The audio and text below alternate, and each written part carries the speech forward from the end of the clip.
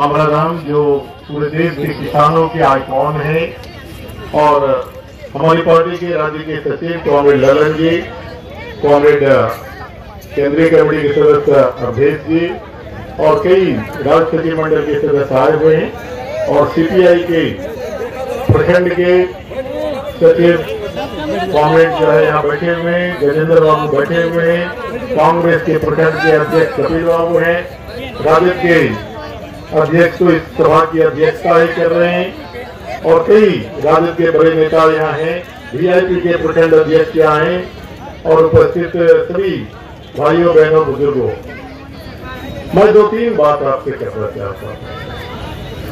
आपको मालूम है कि 26 साल बीच में 10 साल यानी आज से 15 साल पहले और आज से 5 साल के बीच में 10 साल हमारी पार्टी ने यहाँ नुमाइंदगी नहीं किया, लेकिन 10 साल जब आपने जनता दल यूनाइटेड के एक बंदा को आपने सदन में चुन करके भेजा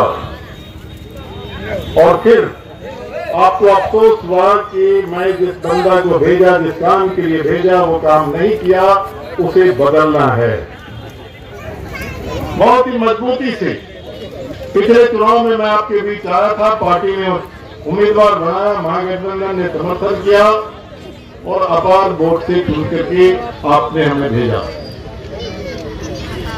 मैं 3 काम ही मैं आपसे कहूंगा कि मैं कर पाया। एक पहला काम जो एक एमएलए का जो पहली जिम्मेदारी होती है कि अपनी जनता के सवाल को सदन के अंदर उठाना।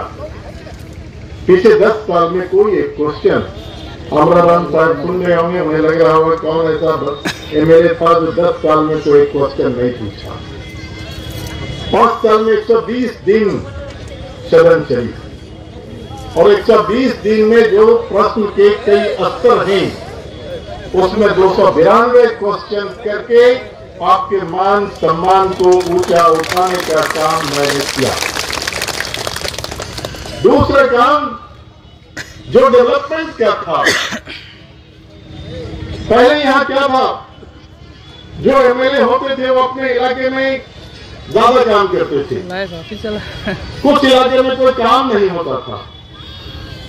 लेकिन एमएलए को मैं समझता हूं कि जहां लोग वोट नहीं भी दिया वहां के भी आप एमएलए हैं। जिस इलाके में कम वोट पड़ा वहां के भी आप एमएलए हैं, जहां के लोग ज्यादा वोट दिए वहां के भी आप एमएलए हैं। इसलिए एक एमएलए को या एक एमपी को जिनको विकास का काम करना है, इस काम को विकास के काम करते समय कोई भेदभाव नहीं रखना चाहिए और पिछले दिनों जो भेदभाव था सबको मैंने खत्म कर दिया और हर पंचायत को, चाहे मुख्यमंत्री क्षेत्रीय विकास योजना जो एमएलए के खुद को लिखना है, मिनिमम 4 काम, चाहे स्कूल हो, चाहे आपको सामुदायिक भवन हो, चाहे आपको पुस्तकालय हो या फिर सड़क हो, 4 काम कम से कम हर पंचायत में उस फंड से मैं बनवाया। भेदभाव जो था ग्रामीण कार्य विभाग के काम, मैं तो विपक्ष का एमएलए। अभी इस समय मैं आपको दावे के साथ कह रहा हूं 117 काम सड़क बन रही है, 317 किलोमीटर इस समय बन रही है, 317 किलोमीटर। मैं तो नहीं हूं मंत्री, इस जिले में 2 मिनिस्टर हैं, पता कीजिए वहां कितने किलोमीटर सड़क बन रही, बड़े बड़े नेता हैं वहां कितने किलोमीटर बन रहे, आपको पता चलेगा पता करने के बाद कि वहां इससे आधे भी सड़क नहीं बन रहे हैं। यहां क्यों बन रहा है? कोई मैं अलाउद्दीन का सिराज नहीं हूं, मैं सड़क पर चलता हूं, मैं गांव में घूमता हूं और पूरी तौर पर जो आपने जो पिछली बार आशीर्वाद दिया था वो छोटा आशीर्वाद नहीं था, वो सभी आशीर्वाद हमारी ताकत के रूप में हमें प्रेरित करता था कि जहां जो सवाल है उस सवाल को लड़ करके हासिल करो और लड़ करके मैं हासिल करके डेवलपमेंट के और भी सवाल थे, वो सारे चीज जो आपके लिए करना था मैं किया। और फिर जो एक सुख में दुख में शामिल होने का सवाल है, याद कीजिए वो दिन जब चुनाव जीतने के बाद कोरोना का काल था, कोविड-19 का दौर था 21 में,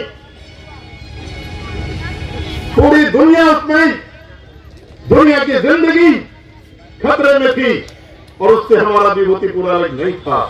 रोज हमारे साथियों की अर्थियां उठ रही थी, मेरे दोस्तों का लाश उठ रहे थे, मेरे कॉमरेडों का सब उठ रहा था, सब लोग घर में थे। लेकिन आपका ये बंदा, आपका ये दोस्त, आपका विधायक हर रोज उस हॉस्पिटल में जाता था, उस वार्ड में जाता था जहां हमारे साथी अंतिम सांस गिन रहे होते थे। चाहे वो दल सिंह सराय का हॉस्पिटल हो, चाहे वो सदर अस्पताल हो, चाहे वो रोसड़ा का हॉस्पिटल हो, क्वारंटीन सेंटर हो, कोई डर नहीं, क्योंकि मैं कम्युनिस्ट पार्टी मार्क्सवादी का एक कार्यकर्ता हूं। एक कम्युनिस्ट का एक साथी मरते रहेगा, उसके घर का एक साथी मरते रहेगा, वो छोड़ करके नहीं जा सकता। गोलियां चलती रहेगी, दूसरा साथी सीना लेकर के खड़ा हो जाता है कि मैं और साथी को मरने नहीं दूंगा। और उसी तरीके से कोविड-19 में मैं जाकर के, मैं कोई डॉक्टर नहीं था, मैं जानता था मेरे जाने से कोई दवाई नहीं मिल जाएगी, लेकिन ये मैं जानता था कि मैं जब उनके सामने खड़ा होऊंगा, उसके अंदर प्रतिरोध करने की क्षमता, कोरोना से लड़ने की ताकत जब सामने रहेंगे तो उसके अंदर वो बढ़ जाएगा और उसे हिम्मत मिलेगी, उसे ताकत मिलेगी और वो लड़ करके खड़ा होगा, ये हम जानते हैं। इसीलिए आज कई चेहरे सामने हैं। राजनीतिक बात हमारे नेताओं ने किया, आप 11 बजे चले हैं, मुझे मालूम है 4 बज रहे हैं, उन बातों में मैं नहीं जाना चाहता, लेकिन एक बात मैं 2-3 लाइन में मैं कहूंगा कि अगर कोई समझते हैं कि ये चुनाव सिर्फ विभूतिपुर में एक विधायक का चुनाव है, ये भूल जाए।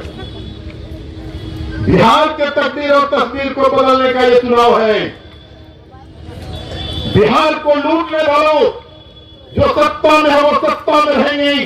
किसान और मजदूरों की किस्मत के साथ जिसने खेला है, मजदूरों की दिमाग, उनकी जिंदगी को जिसने तोड़ा है, नौजवान की उम्मीद को जिसने तोड़ा है, क्या उसे पुनः बिहार की सत्ता उसको सौंपने देंगे या उसे हमें हटाना है? ये फैसला हमें करना है। और ये फैसला जब होगा तो जानते हैं ना, जब दिल से कोई तीर निकलती है वो दूर तक जाती है। अगर बिहार फैसला कर लेगा, आने वाला 5 राज्य में बीजेपी की हुकूमत वो ताश के पत्ते की तरह उड़ जाएंगे। और जब ताश के पत्ते की तरह उड़ जाएंगे, जिस सदन में कॉमरेड आमराराम बैठे हुए हैं, वहां जो 240 सांसद इस देश को लूटने वाले जो बैठे हुए हैं, भाजपा के 303 से 240 पर आए हैं। अगले चुनाव में 240 जो है 40 रह जाएगा, 200 सीट वो हारेगा और पूरे देश में किसान मजदूरों का नुमाइंदगी की सरकार बनेगी। इसलिए भाइयों, हमें इस बात को ख्याल रखते हुए आज जाना है। कई चेहरे, कई लोग आए हैं, हमें नहीं देखना है कि सामने कौन है, हमें सिर्फ ये देखना है कि हमारा दोस्त कौन है, समाज का दुश्मन कौन है।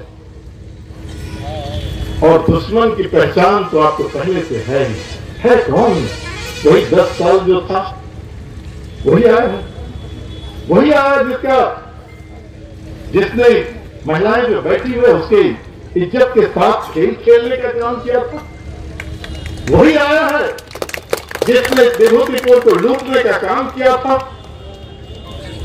अगर वही आया है तो निश्चित तौर पर आज फिर मैं कहूंगा कि विभूतिपुर में फिर से विभूतिपुर को बचाने के लिए और विभूतिपुर को आगे बढ़ाने के लिए, नवनिर्मित विभूतिपुर बनाने के लिए, किसान मजदूरों का विभूतिपुर बनाने के लिए चलिए 6 तारीख को चल करके, ये शहीदों की धरती है, 36 साथियों की कुर्बानी हमने दिया है, उस शहीदों को याद करते हुए 6 तारीख को वही पुराना हमारा हसिया हथौड़ा तारा के निशान पर वोट देकर के आप कॉमरेड अजय नहीं, अपने चुनाव चिन्ह को जिता करके अपने उम्मीदवार को जिताइए, आप जीतिए।